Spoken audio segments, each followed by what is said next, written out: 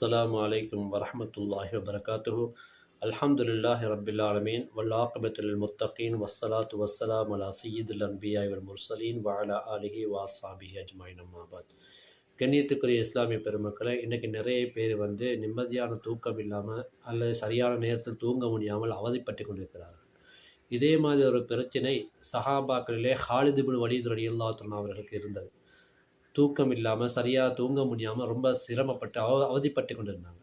அப்போ அவங்க நபிகள் நாயம் ஸல்லல்லாஹு அலைஹி வஸல்லம் அவங்கள்ட்ட சொன்னாங்க, யார சொல்லலாம், நிம்மதியாக தூங்க முடியல, தூக்கமே வரமாட்டேங்குது, எனக்கு நிம்மதியாக தூங்கணும், நான் தூக்கம் இல்லாமல் சிரமப்படுகிறேன் என்று சொன்ன பொழுது நபிகள் நாயம் ஸல்லல்லாஹு அலைஹி வஸல்லம் அவர்கள் கேட்கிறார்கள், நான் உங்களுக்கு ஒரு துவாவை கற்றுத்தரவான்னு சொல்லி ஒரு துவாவை கற்றுக் கொடுக்கிறார்கள். என்ன துவா என்று சொன்னால், அல்லாஹும்ம ரப்பஸ் சமாவாத்தி, அல்லாஹும்ம ரப்பஸ் சமாவாத்தி சப்இ வமா அதல்லத் வரப்பல் அருதீன வமா அகல்லத் வரப்பஷ் ஷயாத்தீனி வமா அதல்லத் குன் ஜாரி மின் ஷர்ரி ஹல்கிக குல்லிஹிம் ஜமீஅன் ஐயஃப்ருத அலா அஹதிம் மின்ஹும் அவு ஐயதா அஸ்ஸஜாருக வலா இலாஹ கைருக என்ற துவாவை கற்றுக் கொடுக்கிறார்கள். இந்த துவா ஹசாயிஸுல் குப்ராவில் பதிவு செய்யப்பட்ட ஒரு துவாவாக இருந்து கொண்டிருக்கிறது. எனவே இந்த துவாவை நாமளும் யாரெல்லாம் தூக்கம் இல்லாமல் சிரமப்பட்டு கொண்டிருக்கிறார்களோ, அவதிப்பட்டு கொண்டிருக்கிறார்களோ,